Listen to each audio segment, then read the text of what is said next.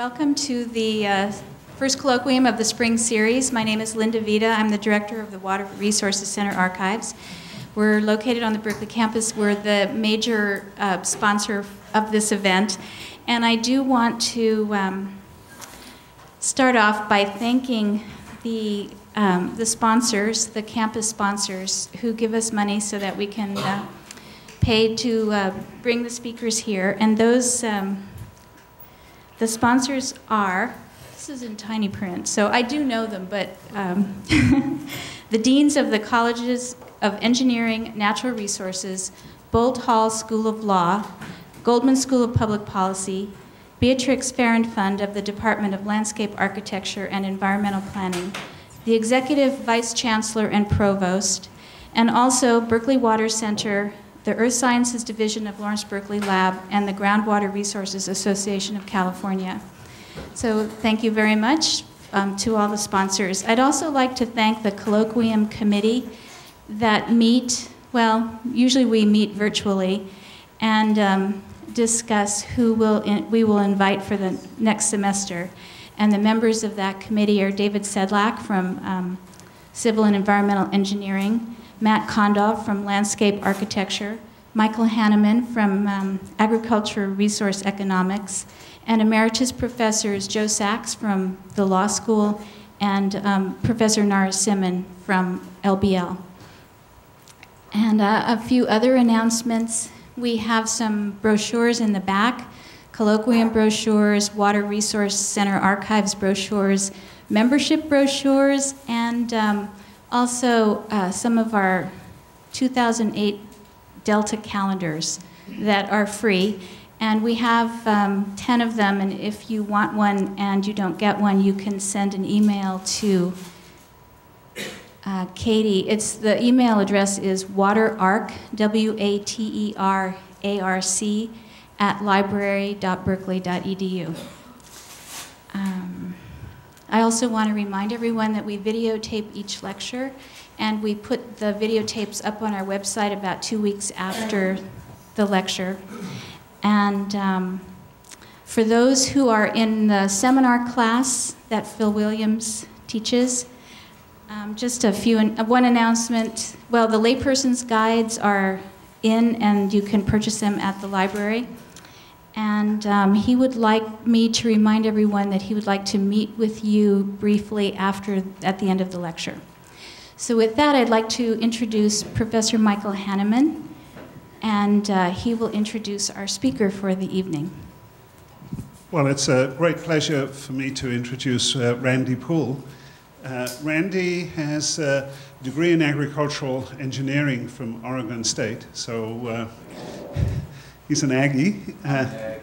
And he morphed into water and being a water manager. He was assistant general manager at Marin Municipal Water District, and in 1991 he moved over to Sonoma County, where he's been general manager.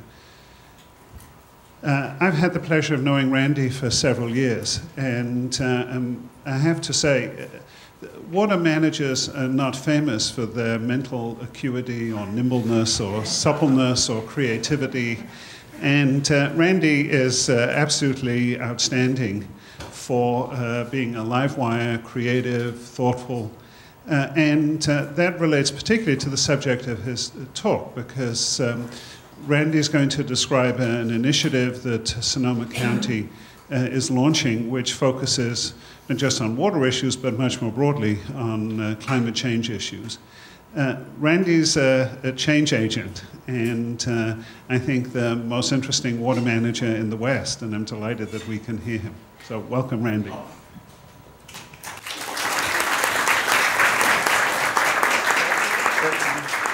Fine, thank you.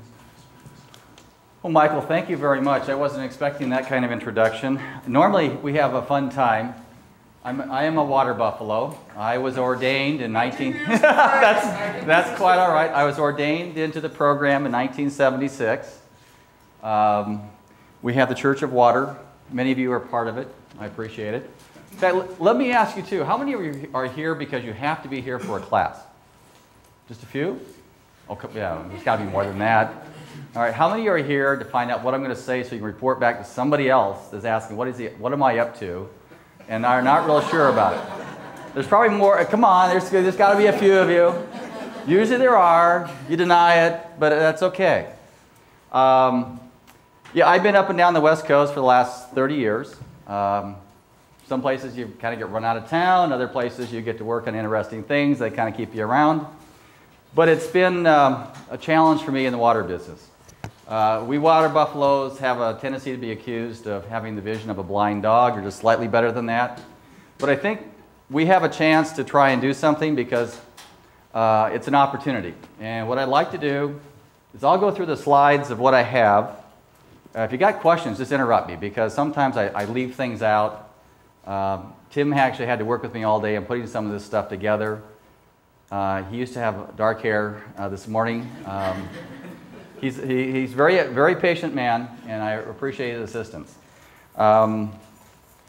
So the key factors is we have an interesting title, leading the way. Well, that's always entertaining because it's hard to figure out if you're on a one-horse band heading in whatever direction it might be, or if there's actually a group of folks with you. The key factor we've been working on is having our Board of Supervisors be part of this.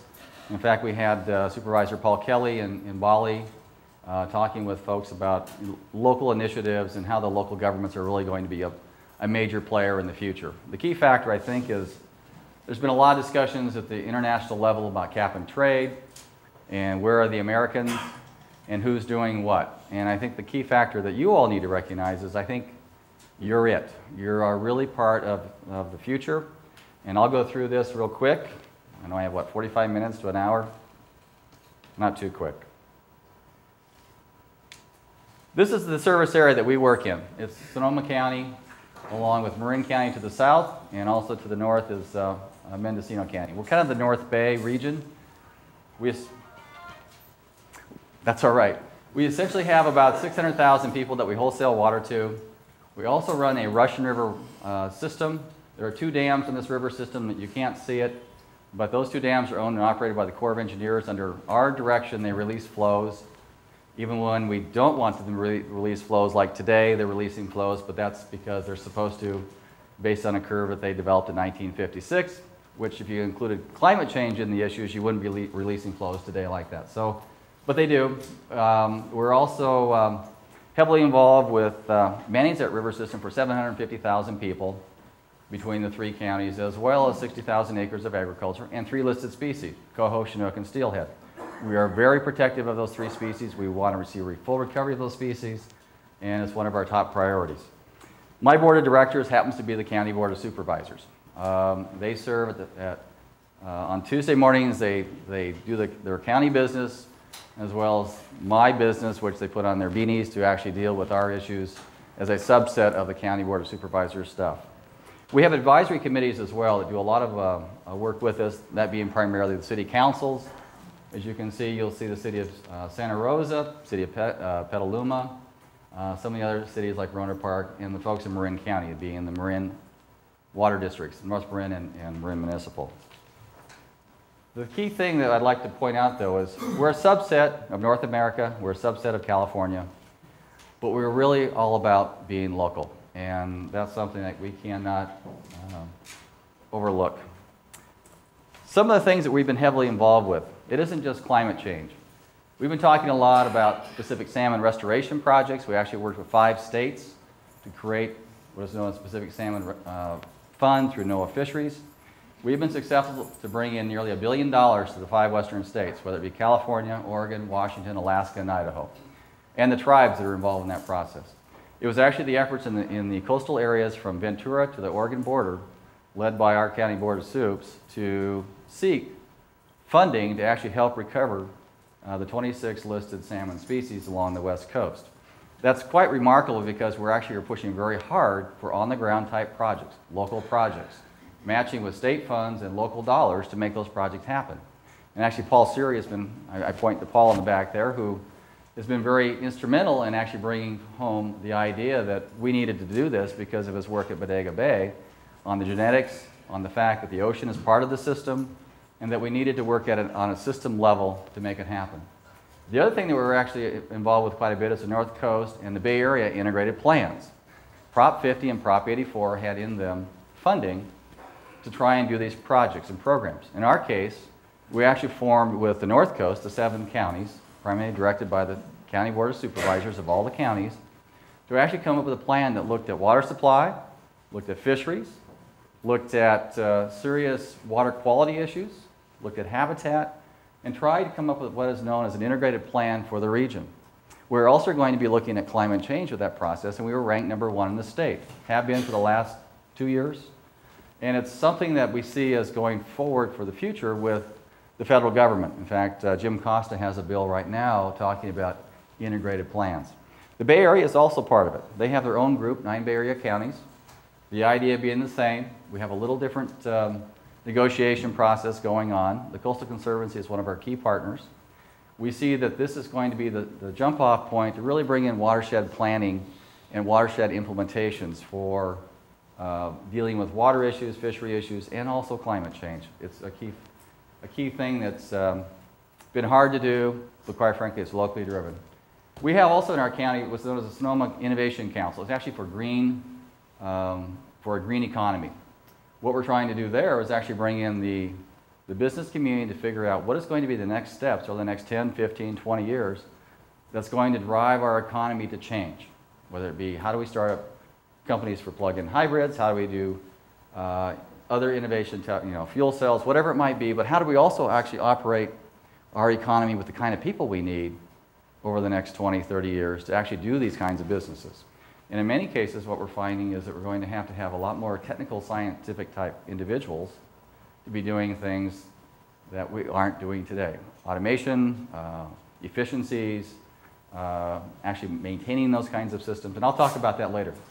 The last thing I have is the Sustainable Sonoma County. We've been active in this process for quite a while. We actually had the board adopt something a couple years ago. But those are the kind of things that kind of roll up into climate change or be part of it. It's not just climate change. And that's what we're trying to sell everybody. And that's what we're pushing for in Bali. So what does this all have to do? The commonality. Why are we doing this? And who are we to be doing this, quite frankly? Why should a water agency be pushing the limits? I don't know if I'm innovative or outlandish or probably a little bit of both. But I think it's our opportunity to be on top of the issues to affect change. And we see this as partnering with all of you. I think you, the students, are going to be for the future challenges to actually be part of making this happen. And many of you should be really looking at the local level to do this. We ourselves, because we are a water wholesaler, are actively involved with cross-cutting silos. I'll call it the energy silo, the water silo, city, county, special districts. And the thing about it is if you're in the energy business, I'm the utility, I'm PG&E. I deliver power, I deliver natural gas to you. And that's a silo. You have the PUC that you work with, you have other regs that you have to deal with. I'm over here in my silo, if I wanted to be, and said, I just deliver water to you. Well, that doesn't work. And that's why we had the workshop with the State Water Board last August. How do we break down those silos? And I think we're getting there. I know that on February 19th, the State Water Board is going to be adopting kind of their vision a bit to talk about this. Now, let's get back to Sonoma County. The Climate Action Campaign, Ann Hancock's group, is actually working with all the cities, the county, and the water agency on computing our climate footprint. And lo and behold, we're just like everybody in America or worse. We emit about 4.5 million tons of CO2 equivalents per year for 500,000 people. Driving our car, using our natural gas at home for cooking, heating, whatever. But that's not the worst of it. That's 8.2 tons per person per year. The worst of it is the fact that by 2050, we have to be down, if you include growth with it, 0.8 tons per year, less than 1 ton per person per year. That's only 43 years or 42 years from now. I remember 43 years ago in 1965. I'm that old. It wasn't that long ago. For me, it was it rock and roll we were doing? Oh, you're a kid then. I know. I was born at the time of dirt, but that's okay. The thing of it is, it's going to go by quickly. You know, I'm a baby boomer. You know, unfortunately, you know, like most baby boomers, we're in our prime of our life, usually in some professional level, and we have to have, in the next 10 years, the handoff to the next generation. You're going to be it. What am I going to hand to you? Because in 10 years, when you're taking over, you've got about 30 years left. And most programs that we deal with today take at least 30 years to actually implement and do something. Would you disagree, sir? So we have these debates, and he's a terrific man for helping me with a lot of this stuff. The key factor, I'll go to the next slide, is you'll notice transportation 60% of the issue. This has happened to be a 1999 slide, but in reality the percentages probably haven't changed very much. Our issues are the other 40% that you see up on there, whether it be energy, generation, industrial stuff, commercial, whatever. In reality, water in movements throughout the state, water, wastewater, flood control, whatever, the entire process, as you probably have heard before, uses 19% of the electricity generation. We also use 33% of all natural gas that's not used for power generation as well.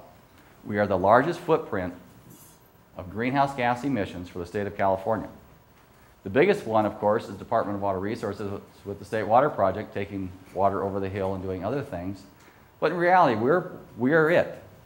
We have the biggest issues with anybody in the state, barring those that might be dealing with some of the transportation, which usually is mostly individuals. But we're going to talk about these issues later. So what do we do? I thought, well, I'm not that bright of an engineer, average at best. So I'm going to go out, and we got a group together.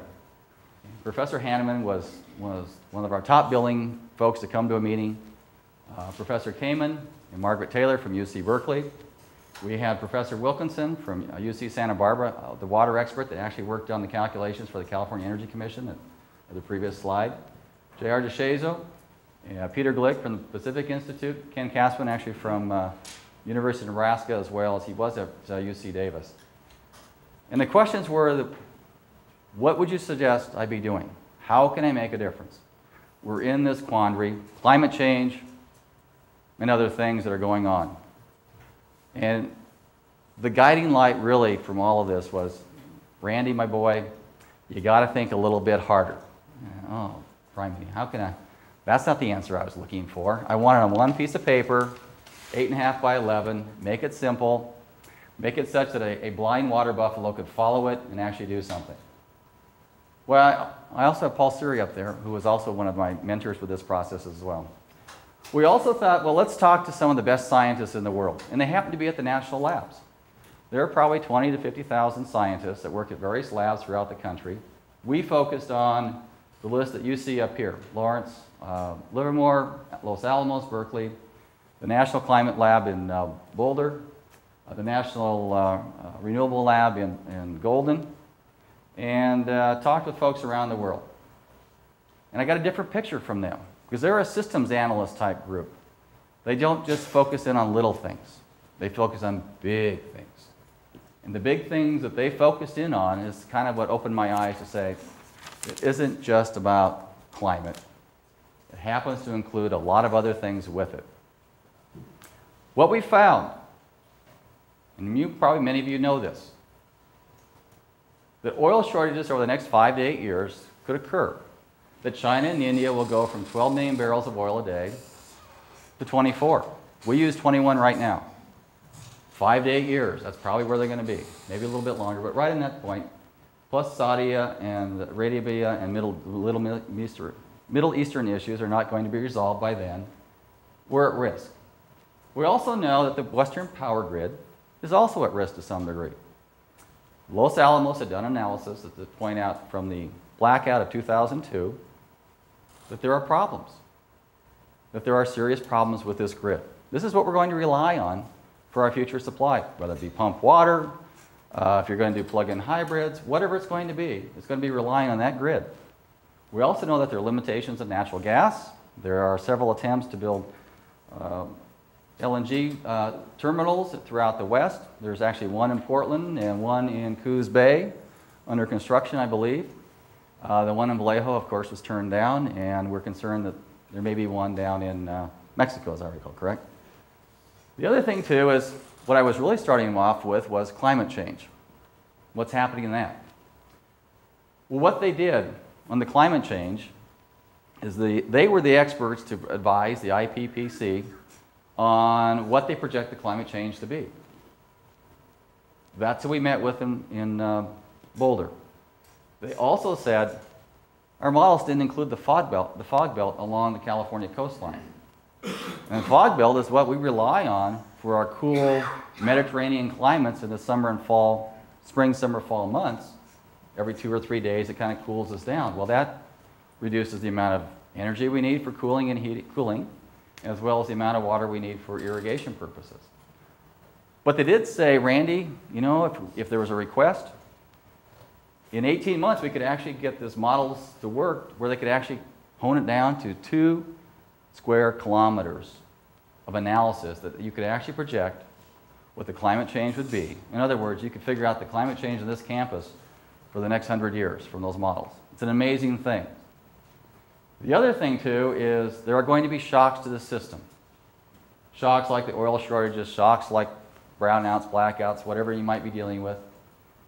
But quite frankly, those shocks will have to be overcome because we can't do climate change improvements on a steady state process. We have to be thinking about those shocks that will drive us down to, you know, conserving our dollars. You might have a recession. You might have oil shortages, whatever it might be. And so in other words, when we're trying to make these improvements, we're going to have to accelerate them faster than just the average get it done in 20 to 30 years. The other thing is, some of this is classified. You actually have the analysis, but because of Homeland Security issues, they can't just provide it all to you on the back of an envelope. So our goal is to really have them declassify some of that information so that we, as the, quite frankly, electorates and as members of this country, understand what our risks are. Well, we went to the mountain. We talked to everybody. It was a nice trek. My Sherpa quit. Our perspective is energy, water, and climate issues are inextricably linked, and that it's time to stop talking about it and actually start working on it as a solution. So we thought, well, that's great. What are we going to do?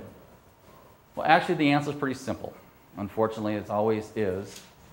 It's first, it's about you as the individuals. We're talking about you. And you, and you. What are you going to do? The second thing is you as the community. You as a group need to get together, decide what you want to do. Because it isn't going to be the state and federal government that's going to decide how you solve this problem. You're going to be at this level, and I'll show you why. The third is pretty simple. 3 cups of water, 4 watts of renewable energy, 5 pounds of capital investment, money. Basic things that you need. You add it all up, you add the renewables, you add the water, you put the capital together. What it does, it creates not only a climate policy, it also creates a jobs and economy, it creates security, independence, health, and well-being. It's all about the cumulative effects to give you a healthy planet. We're not just talking about climate change. All of this together is what you're going to have to do to make this cup of soup, to make it work. If you look at it from a cantilevered position, a 3, 4, 5, as all you engineers know, the strongest thing in the world to be standing on. Tim actually, when he did this, originally had himself over there, and then he put me out here.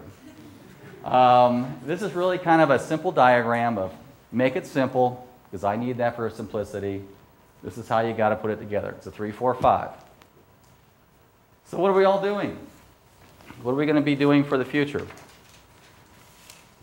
Since that I gave you the answer, why don't you figure out your next steps? We can all write it down. Like I said, we're the largest power users in the North Bay. We use 12 megawatts of power peak for our stuff. Sonoma County uses about 500 megawatts peak during the summer months and about 250 on the average. Like I said, we're a wholesaler of water. We also are a steward of the resources. Where are your 12 megawatts on?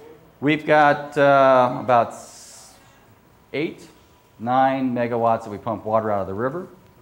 We have a few lift stations or pump stations around that have a couple other megawatts. We have about 4 wastewater treatment plants, of which one is about 2 megawatts. That's the largest plant. So we scattered throughout, but that's what we do. This is all about us. Give you an idea of some of the things that we're doing. Solar, of course. We have 2 megawatts of solar out of our 12 megawatts. 8 acres of panels laying around on roofs, parking garages. This is actually our roof of our operation, or of our business center. This is our supervisor, Paul Kelly, receiving a check from PG&E. Hi, Lynn, how are you? Thank you for the check. Could have been a little bit bigger, but it looked pretty good. Yeah, it's 1.641. We cashed it. If you want to talk about costs, it's about for us, it's about $7 a kilowatt to build the solar. So you go $7,000 per, yeah, that's about right. So it's about $7 million for a megawatt, $14 million that we spent for the 2 megawatts, of which PG&E provided, I think, about $5-6 million. That's what it was. We want to be carbon-free by 2015. So we have 2 megawatts of solar. We use 7 megawatts of natural gas from the landfill. We also have about 2.4 megawatts of hydropower, but we're still a little bit short. How we're going to get there by 2015? We've got to do some more things. That's just us. We still have to wholesale the water to the cities. We want them to be carbon-free as well. You know, we want a zero footprint for them. We need to have investments by them. We need to have partnerships by all of them. We need to have all of you as part of that effort.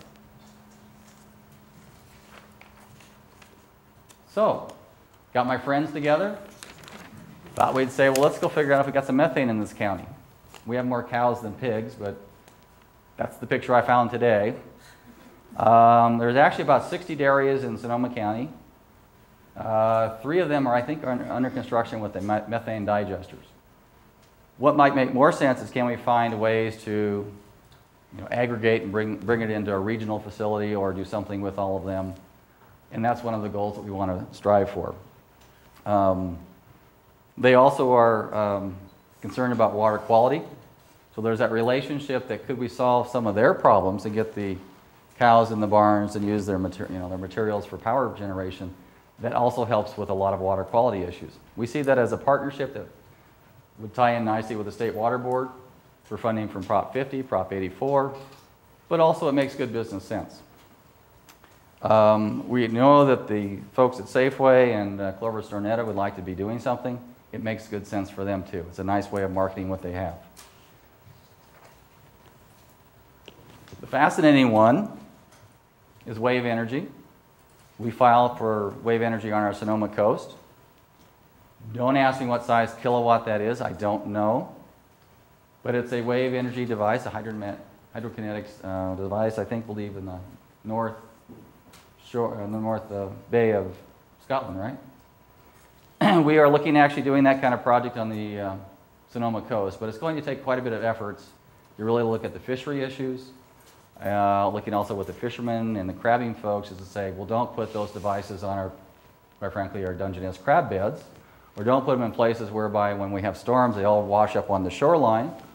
And oh, by the way, how are you going to hook it up to a power line along the coast to bring the power in where it's actually of good use for us to use?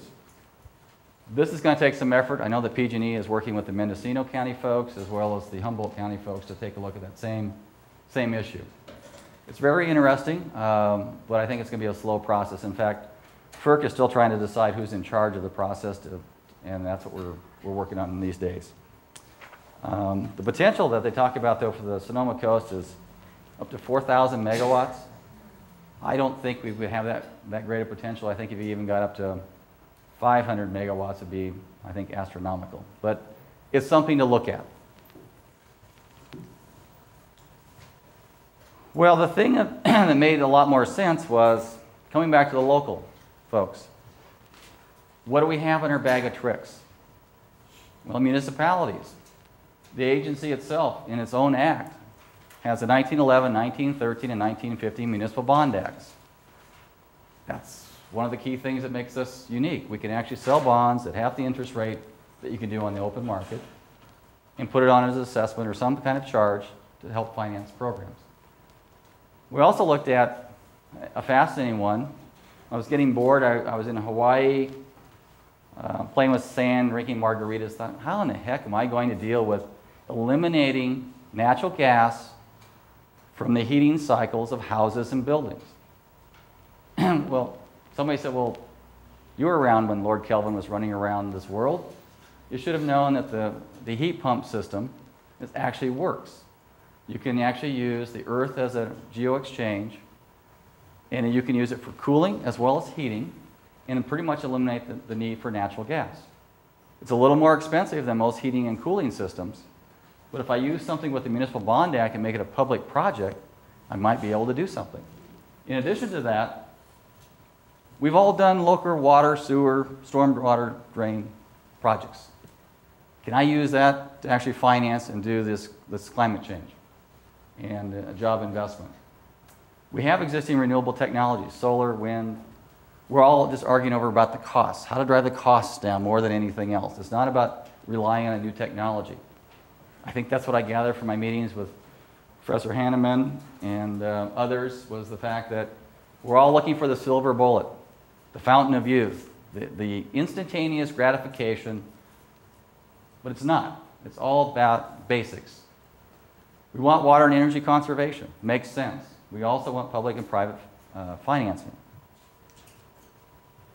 Well, the energy efficiency and geo-exchange systems probably has a place here. We think it probably has a way of making things more effective. Same thing with renewable energies, plug-in hybrids, and carbon sequestration.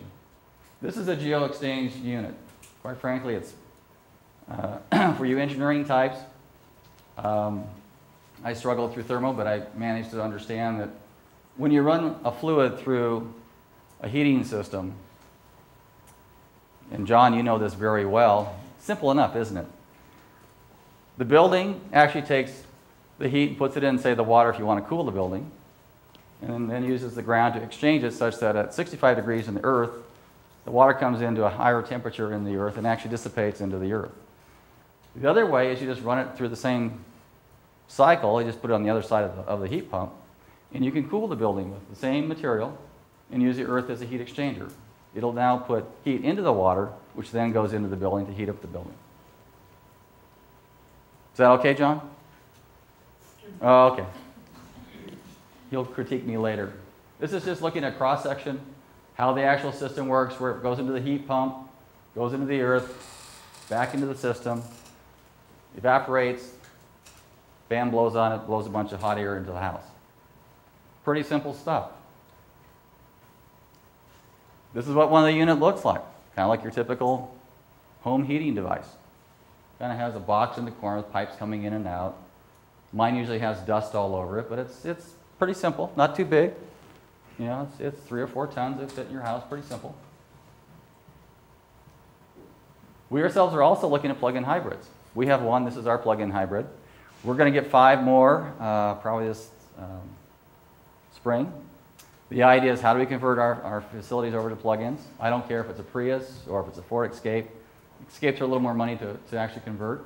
There's also a guy that wants to do a startup company in Petaluma, and he actually thinks he can install these things for less than $10,000 to do the conversions with a lithium iron titrate batteries he's getting from, of course, China. We think this is the way to go. We think it's going to be one of the key components to our lowering our energy needs, and also this is hooked up to our solar system outside. We're actually producing more solar than we actually use in the building site, and we are giving away a fair amount of power to my favorite utility down the street, but it's one way that we think we can actually do a lot more. So if we look at a regional system, and this is what we're starting to talk about, and I'll show you, how do we do a business park or business parks in Sonoma County?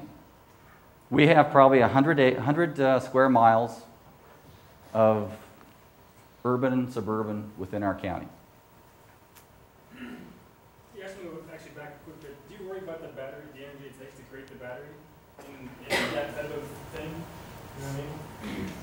The backtracking of the cost of the battery, the energy that goes into it, we think about it, but we still think there's still a positive effect. It may not be terrific.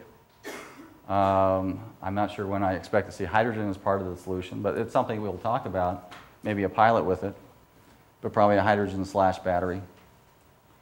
But we're looking at systems. What we're trying to do is how do we actually combine stuff together, municipal bond financing and public-private financing as well, and combine all of these things into a project. So we've got a business park. It's right where our office is. That's 1 square mile. We actually want to do 3 of these. So that'd be about 3% of Sonoma County's urban areas. To the left top part are actually ponds. Those are actually recycled water ponds, tertiary treated water. And we see that as a potential. There's actually a couple of these projects in existence. What you do is you use recycled water throughout the business park as a geothermal heat exchanger. You then take the water back to the business park and exchange the heat with the business park to actually put it back at 65 degrees. This project probably is a $50 million project. Then you throw in the solar that goes along with it to make this a net zero energy business park, plus energy efficiency devices for whether we use LEDs or whether or not we do other things within the business park to cut the energy use down, plus water conservation on top of that by replacing all of the urinals and toilets and using the recycled water throughout the business park to also offset potable water. So that we can actually make this a model, a national model, which is what you should be doing all over. This area, we think we're going to actually take to the board on March 18th to start the assessment district process for this and 2 other areas. We're probably talking about $100 million per project. You just do the math. 100 million, 100 areas, that's $10 billion if you were to do everything in the county. That's pretty pricey. But in reality, that's probably what you're going to be doing throughout the Bay Area. What do you got, about 1,500, 2,000 square miles of urbanized development? You're going to have to do that. Forget growth. That's what you got to be doing. That's what you got to be talking about. We're not talking about lofty cap and trade. We're not talking about, gee, we think the federal government's going to come in and do something. You're going to have to do this. It isn't just me. In our case, we'll rely on the cities to do their parts or some of the other entities, but it's probably still going to come down to figuring out who has the expertise in the county to make this happen. These are the ag guys that we're working with as well. Little companies like Gallo, Rodney Strong, Kendall Jackson. CME is actually part of Constellation. We think they too can be part of a system. We're going to look at ways to work with the winery groups on a heat exchange, solar, energy efficiency, water efficiency type programs, with or without recycled water.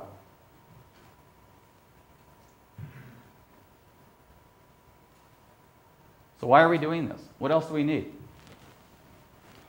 Well, first of all, I don't think it's going to be anybody else but local folks that actually get this stuff done. And the reason I say that, because if you were to go back through history,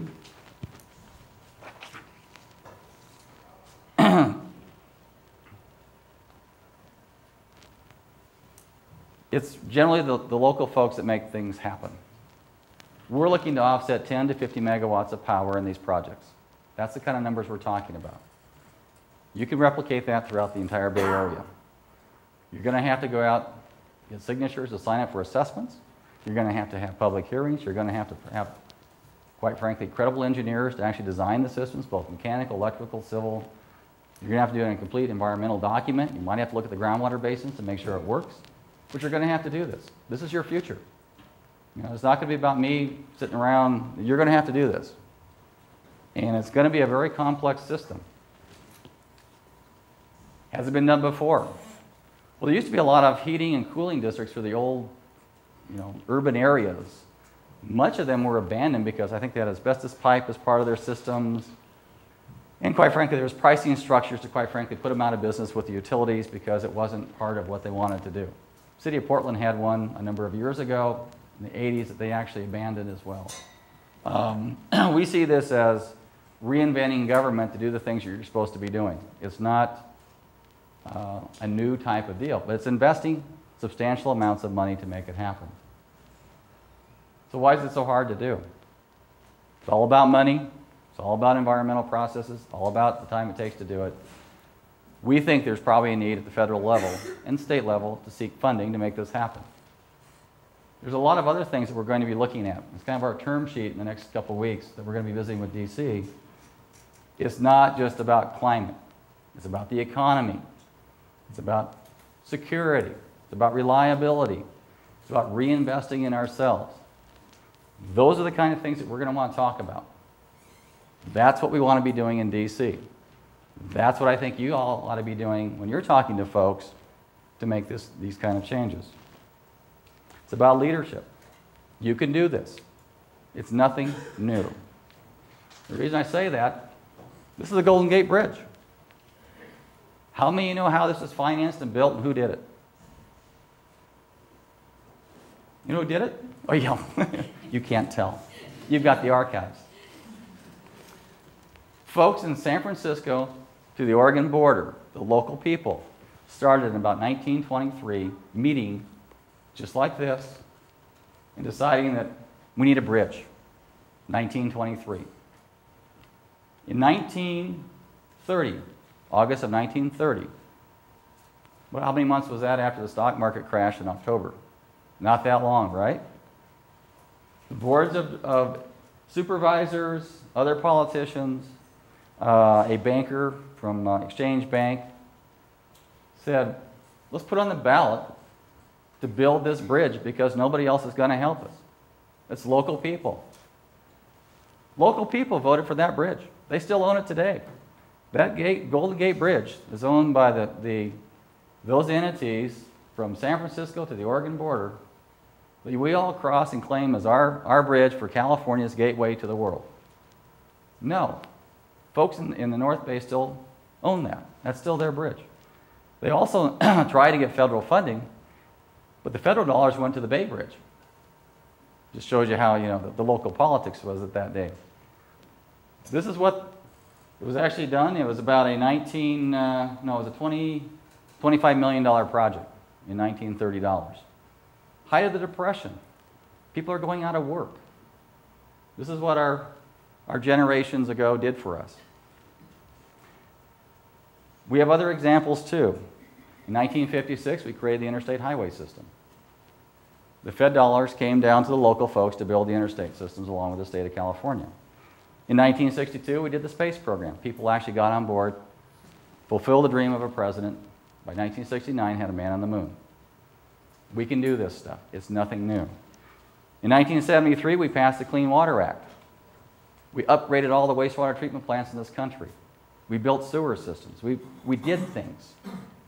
But it was the local people sitting around saying, I guess we better do something. We'll match it up with some federal dollars. It was pretty good back then. It was about 87% or something of that nature for match. But still, you had to have the locals say we want to do it. You still had to hire the engineering firms. You still had to do the environmental process. We got it done. We're still working on it, but a majority of it's improved. We're now talking about tertiary treated water, which is almost near drinkable, when back then we were dealing with primary treated water at best, discharging into our waterways. It was a mess. In 1986, we passed the Safe Drinking Water Act. Federal dollars came in, plus the local folks upgraded the water systems of this country to meet the current standards. We're still working on those issues. We're not going to be looking for success based on the magic bullets out there. So, our message to you. Local action secures our children's future. That's what I want to pass on to my kids. I have a whole pile of them. Well, actually, she had 3, I had 3, but now we have 6. But anyway.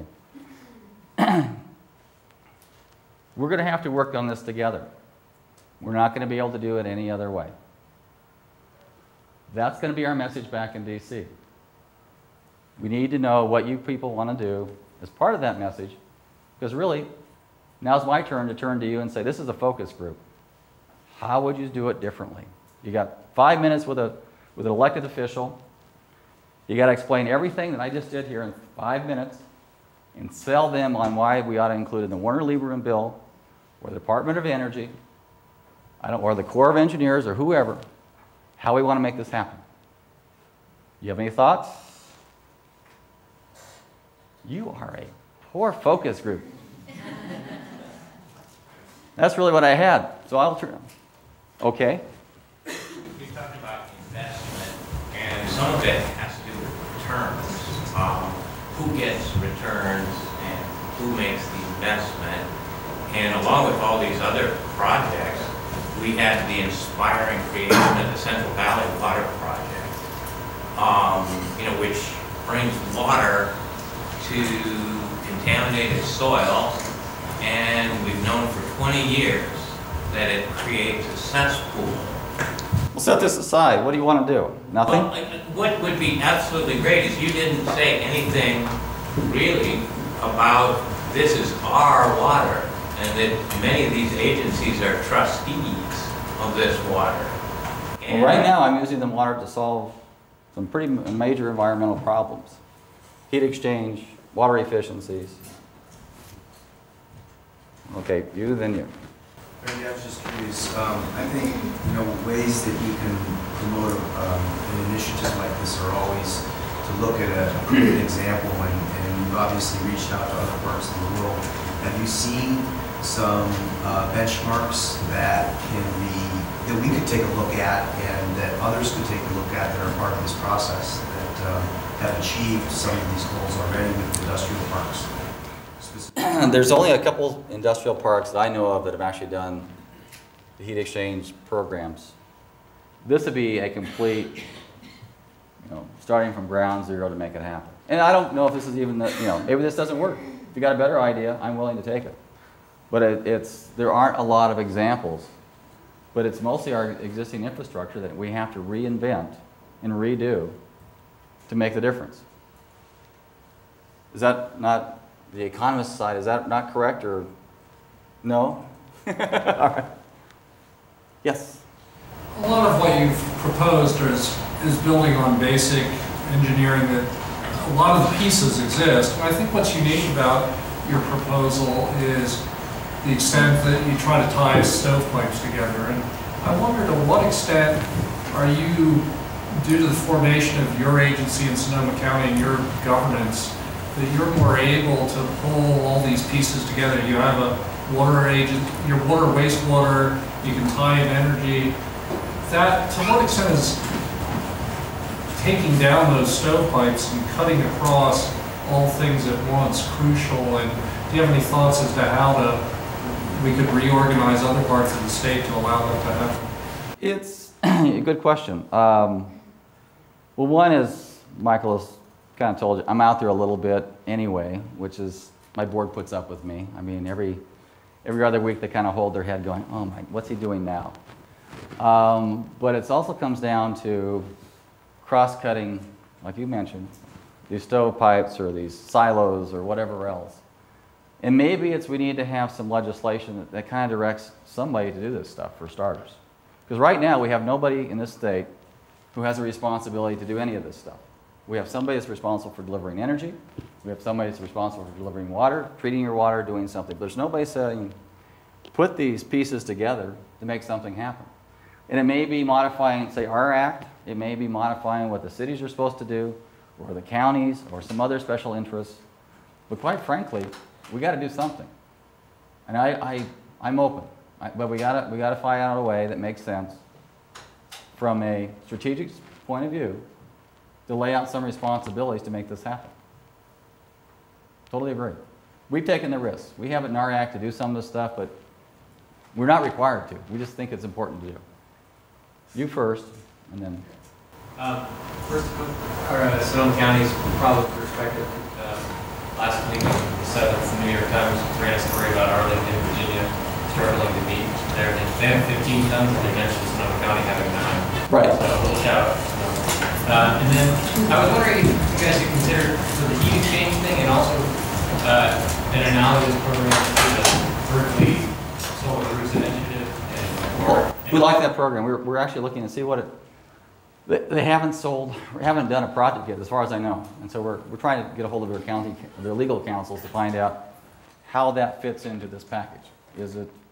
How do you make it a municipal bond actually such that it's a public type project that you can sell those bonds at a lower rate and put it on the tax bill as part of the deal?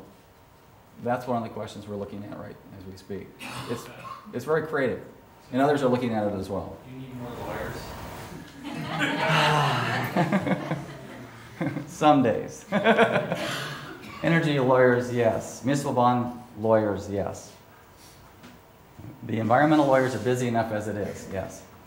So I think we're going to look at those. I think we need to be able to put this together into pieces, and we'll see how it plans out. Yeah, you guys are out front in this across the state, No. agencies. But is there an opportunity to have other, San Diego Water or Met or PUC, look at you as the bunny that runs out ahead, they invest in you to see how this works, they get a return from watching how it develops in Sonoma? Michael, what was your thought on water buffaloes, on inventiveness and creativity and taking risks? It's a stodgy group, but go ahead.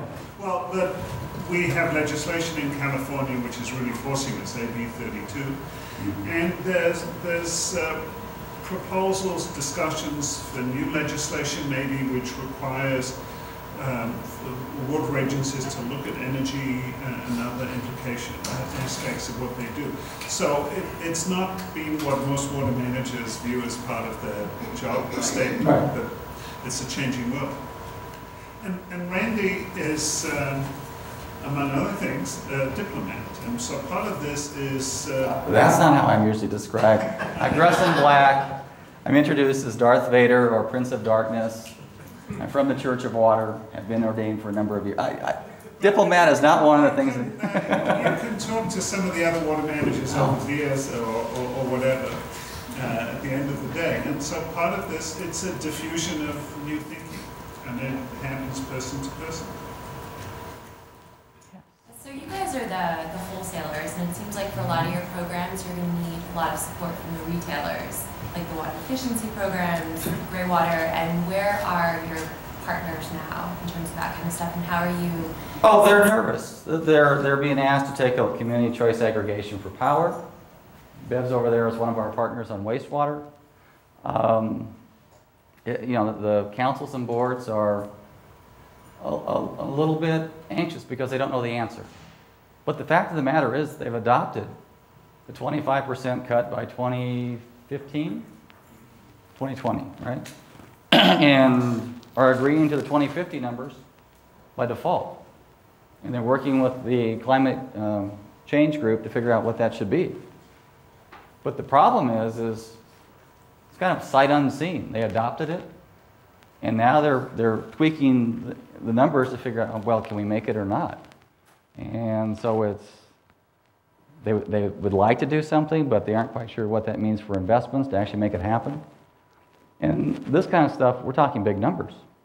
If it's $100 million per square mile, and we got 100 of those miles to do, that's about $10 billion of investment over the next umpty-ump years. That's pretty nerve-wracking.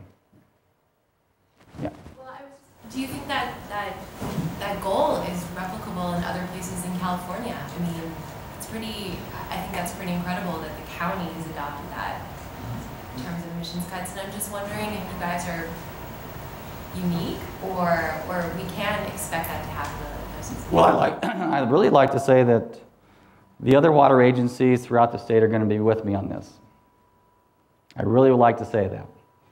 I think there'll be some. I think the Santa Clara Valley Water District will probably be there. They're already certified for ISO 14,000. They're very aggressive as well. They've got the Sustainable Silicon Valley Group. I think eventually LA Water and Power will probably be there as well because their mayor has a desire to be out in front of being green as part of running for governor. City of San Francisco would like to do something, but it's a little more adopting things, but I haven't seen the results that actually back it up. But they might. But it's going to take some pretty aggressive programs, and we'll see at the end of the day who's going to be there. Yeah, Paul. I just wanted to amplify some of the interest in previous questions with regards to partnerships and the scale of governance. I think these are really important questions. And this gentleman's concerned too about the environmental expense of water development in the past has clearly hidden the actual cost of water. And one of the things that I've been doing with Randy's agency is developing the concepts for an ecosystem approach to management. And where I think this has really struck home recently, and something I would encourage you all to look at, is the West Coast Governor's Agreement on Ocean Health, which is being drafted right now. For the first time, we've had 3 governors link up and assess some of the big drivers of ecosystem health and energy on the West Coast. And this is a very important initiative because the California Current, the large marine ecosystem off of California, Oregon, Washington, delivers precipitation. It drives this cooling mechanism that Randy talked about, the fog belt. So the expense and the cost and the delivery of these provisioning systems are all embedded in the ecosystem level. Randy's agency has helped promote, as Professor Hammond said, diplomatically, more often than not, the development of this kind of approach. And this was the first water agency to do this, and this has been validated at this scale of governance across the 3 states. So I think some of these questions about the scale of interest in governance are being validated on very large and appropriate scales. So what are all you going to do? That's what I want to know. This is what I'm doing. What are you going to do? What are you doing? I just was wondering, you know, in the 14th century, the earth was warm enough that the Europeans could grow grain in Greenland. Correct. And the Mayan civilization had aqueducts that they could bring water to their agricultural areas. Wouldn't it be better for the earth if we warmed it up? It seemed like that life proliferates a lot better in a warmer climate. I've got some species that probably won't survive in my river system if it warms up too much more. What won't survive? Coho, Chinook, and steelhead. We lost a lot of them in the ocean because of the kind of a dead zone created because of climate change, the way it was fed, I think. Does that interpret that correctly, Paul? Well, the warming you're describing occurred over about a century and Right. 25 years. We have had more warming than that over 3 or 4 decades. Yeah. And Isn't it true that in the 30s, 1933, during the drought, you had higher temperatures in Not the a United States than it did in, sustained 2005? No, the pace of the warming over the last 4 decades is 5 times larger than it occurred in the previous centuries. But I mean, still, life survives a lot better in a warmer climate in general, right? Shouldn't it be better? No, I'm telling you, I would lose 3 species of fish in the Russian River system where they're almost extinct as it is, and higher temperatures would kill them. That is a guarantee. That's a very big concern. Well, bass and perch and That's natural, though. I mean, I could say bass and perch. It sounds like you're trying to protect edible, fun-to-hunt species, and not. I mean, there are species that died long before man was here, so it's part of natural evolution. So to just protect salmon and bass, because and then say you don't want perch to come in. Well, we are very attached to the salmon that return to our river system. We work very hard to protect them. They're part of our supply and part of our culture. So that's what we're trying to do, and that's what we want to see maintained. Some people might disagree with that, and that's fair. But we're committed to trying to solve some of these problems and keep them with the adaptation to actually have a habitat. I noticed in your plan, you didn't go into a lot of details, but you seem to stay away from land use planning, both transportation and I guess the density and the size of lots in Sonoma County. And I'm curious if you intentionally stayed away from that because of the political heat. It seems like a low-hanging fruit. What I present here is mostly dealing with existing developments. if we're going to go into the future developments for land use planning, we're part of it because all the cities have hired us to look at their drainage systems. Each city will have their own LED standards for the green buildings, but we're having to deal with the low-impact development issues, and that's going to be part of the solution long-term on densities of housing, circulation issues for transportation, and just whether or not you have swales to offset those flood impacts. We're right in the middle of that as we speak. In fact, you're working on that right now, aren't you? Yeah. He has all the answers. So there's three components to this at the end of the day. There's engineering and construction. Each of those have been done in lesser scale projects, but there's a distance proofs for all of it. There's building a coalition of the willing, which are the benefactors or the contributors to the system, and there's the funding mechanisms. Which one keeps you up at night? They all do. It's the problem is, you know, my tenure in this profession, maybe a few more years. I'd like to see something happen. With all of these things, you kind of want to see things move because the next generation is going to be stepping into this. I kind of like to think I've handed them something more than just a blank page. Good luck. The funding with these kind of projects, I don't know if it's going to be there or not. When we go through the analysis, do the assessment hearings, do the engineering, I think it's going to be close. I may partner with PG&E for some of this. Don't know where they stand. We'll find out. We may also be pushing, I think, at the federal and state levels, we need to include as much as possible funding to make this stuff happen. Kind of the incentives program.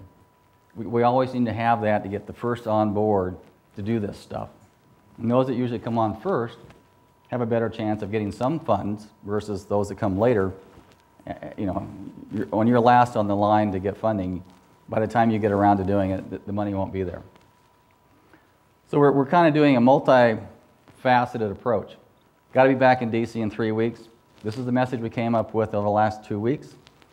You know there's going to be a political change in DC coming January. Usually things don't settle out for about a year. Prop 84 and Prop 50 monies are kind of still flowing, but they stop and start. We got to get the business folks on board to say they want to do this.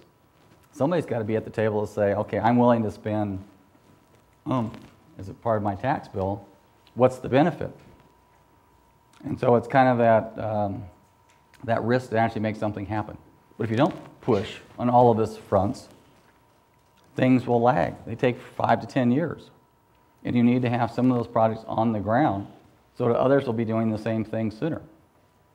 That's kind of how I'm looking at it. You know, that Gantt chart stuff and pushing out the door and asking my staff to work late and working 7 days a week, that's me. But that's the only way we're going to get this stuff done. Yes? I was pleasantly surprised to hear that when you talked to the people, it was the scientists and the policymakers, you didn't have any of the, should I say, the free market kooks in there. Are you worried that you're going to get, you might start actually having some success in doing these sorts of things and you get this sort of takeover and try and commoditize it and securitize it and, you know, we're going to solve everything with markets kind of? No, you're going to have companies with interest. I mean, we're talking with Johnson Controls right now, WeatherTrack. We're talking, I'm sure we'll be meeting with other companies like GE or United Technologies or, you know, the large corporations that are going to have an interest in doing these kind of green projects. The bond council people and the bond financiers, the minute they start hearing about money projects, they'll be there. Don't worry about that. They'll be knocking on your door faster than anything else. Once the insurers get solvent again. Yeah, the MBA, yeah. Well, so it's going to happen. But we got to make sure, does it actually work? Does it really fit from an engineering technical supply? Does this actually make things happen? It's been a pretty easy crowd. Oh, okay. Yeah, quick question. Do you know how much money you spent on this effort and how long has your agency been working on it? Well, we adopted the sustainability stuff 2 years ago. The fishery stuff was 10 years ago. We've probably spent $3-4 million a year on various programs every year on these kinds of things. And we've had a pretty good track record for actually putting out the investments, kind of like startup, unlike the integrated plan for the North Coast. 7 counties put $1 million on the table to say that was something we ought to be doing.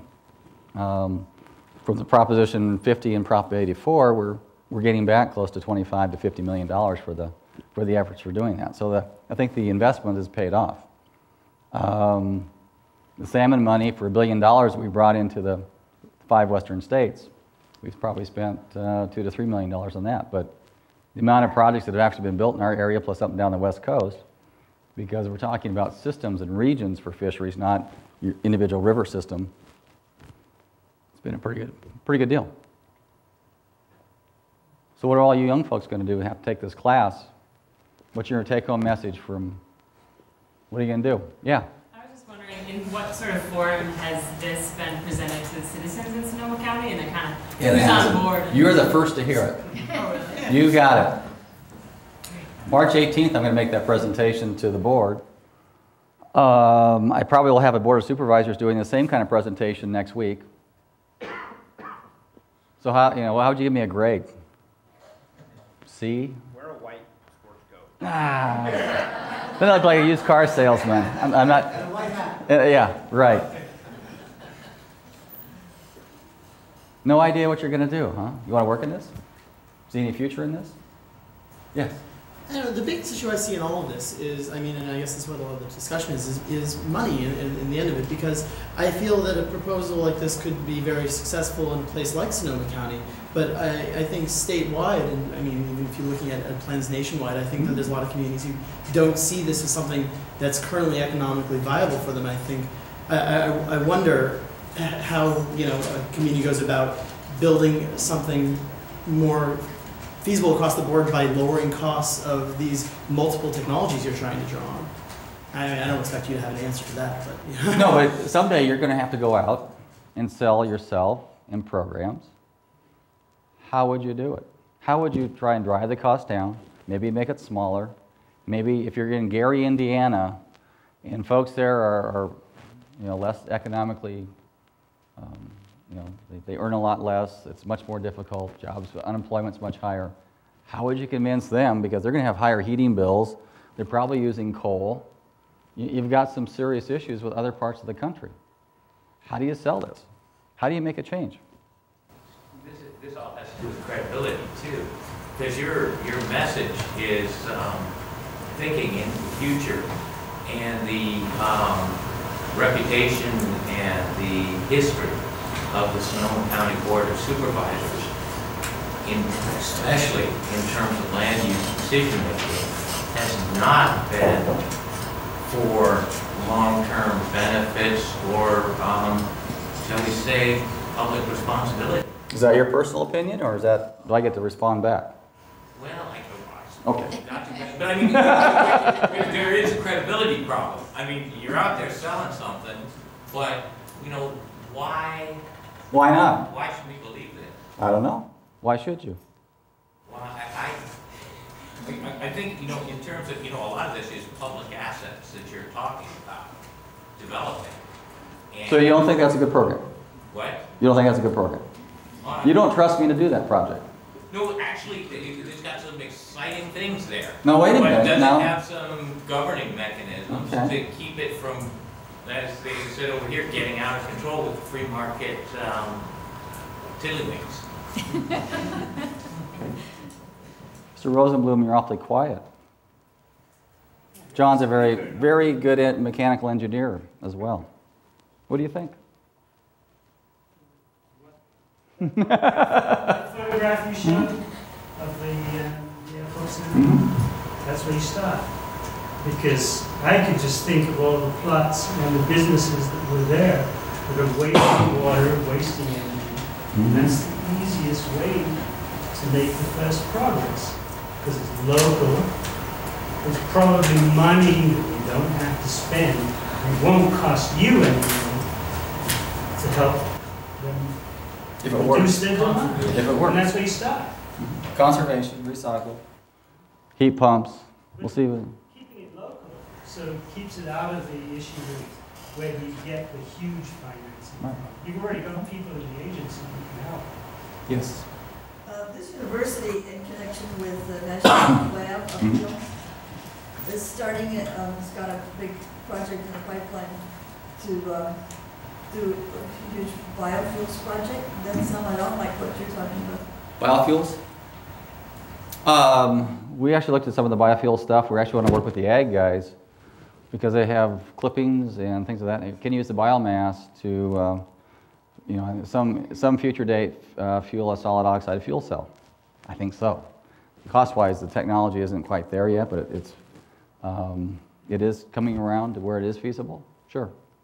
You don't think it's a bad idea to pursue that kind of research? No, I think it's a good idea. I think that's because it's going to be a biodegradable product. Why not use it for something that offsets and produces a power supply that we don't have to then use natural gas or something else, because it is going to decompose. But how's that fit in the day? Say the wine growers, they have quite a bit of clippings that they have to deal with. They either throw them out in the field or they have pomace, what's a byproduct from the wine production. Can they use that for a biomass that they can actually deliver to, say, somebody like me that could put it into a fuel cell or something of that nature? That's a joint venture relationship that's both good for the environment, but also, you know, it solves one of their problems. Miscanthus and switchgrass and overseas.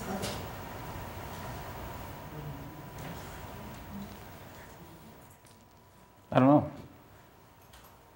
Aren't you talking about cellulosic alcohol when you do that? Talking about that? Yeah. What is this? Marine algae? Could. In fact, I think Dan Kamen is talking about algae for production at your home. You know, you need water, of course. I'll sell it to you. You need other fuel sources in that water along with the algae to produce the methane that could run the fuel cell that runs the power for your house.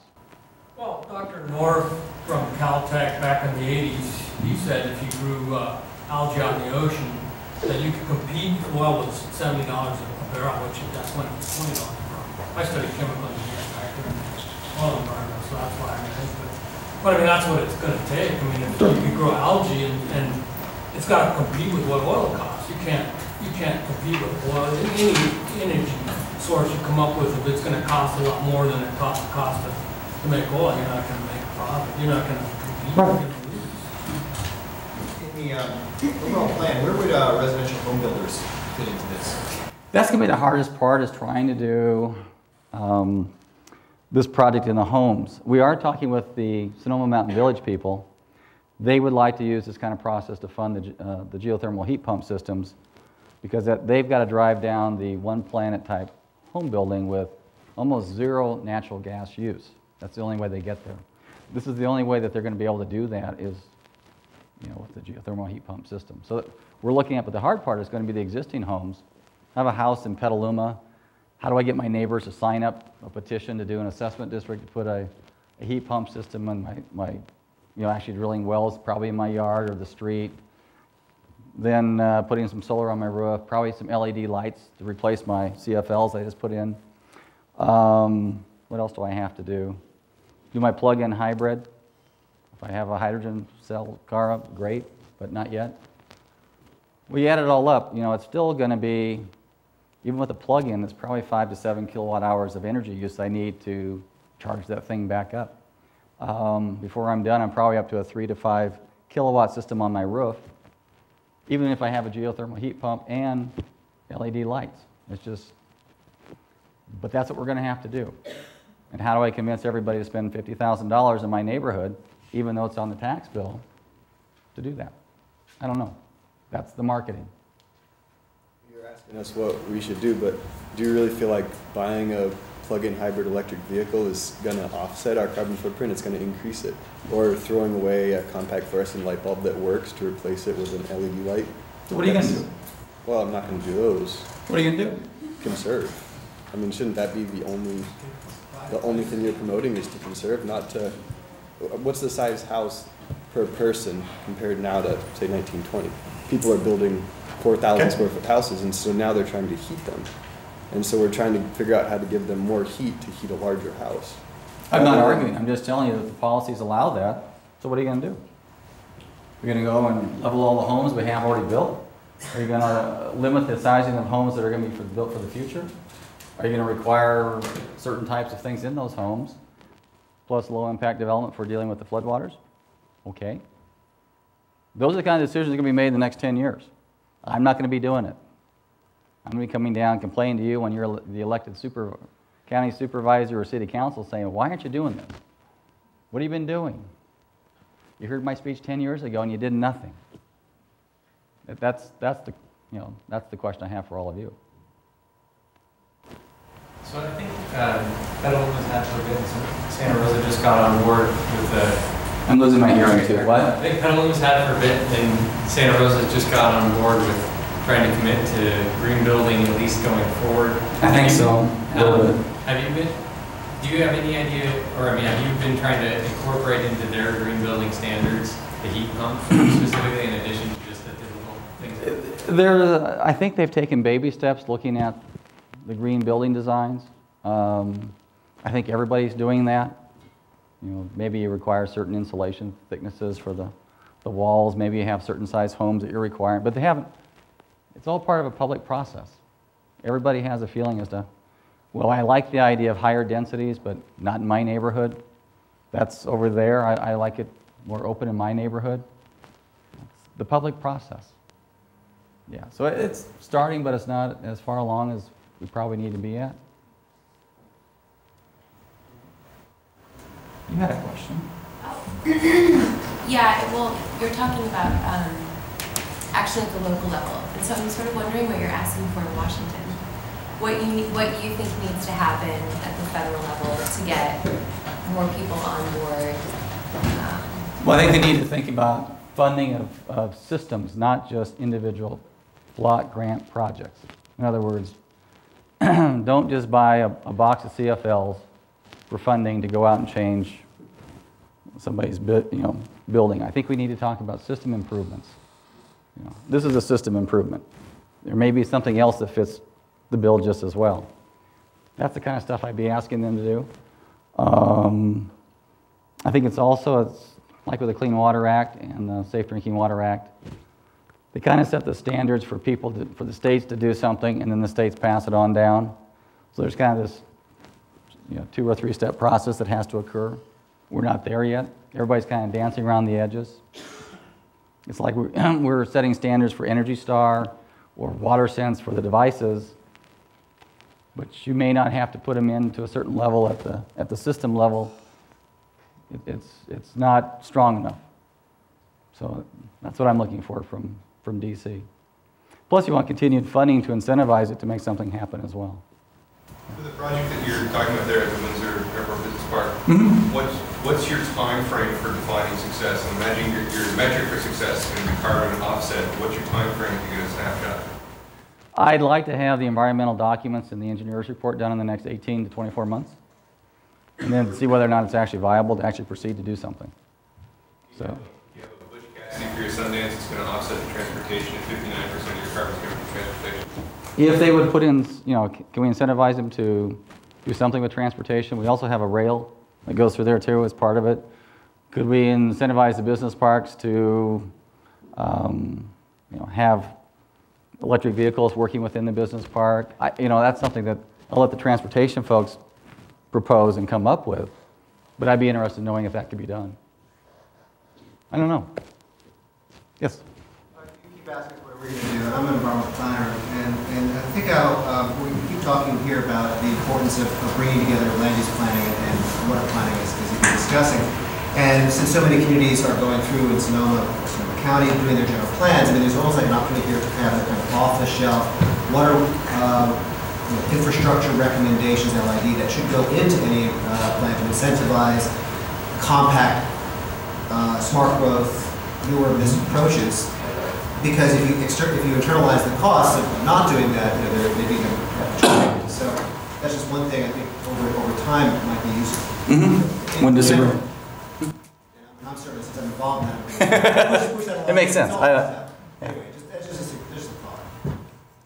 And I'm not trying to disagree with anybody on stuff. I'm trying to ask you, think about it, And also recognize that There are 2 or 3 sides to every issue. And that, as John knows, we have these discussions often. It's half of it is just debating the issues and see how far you can get with, at least get something done, you know. Yes? Have you tried fiddling with your block rate, or actually, do you have block rate pricing structure? No, we're a wholesaler. Okay. The cities all have block rates. They do? Yes.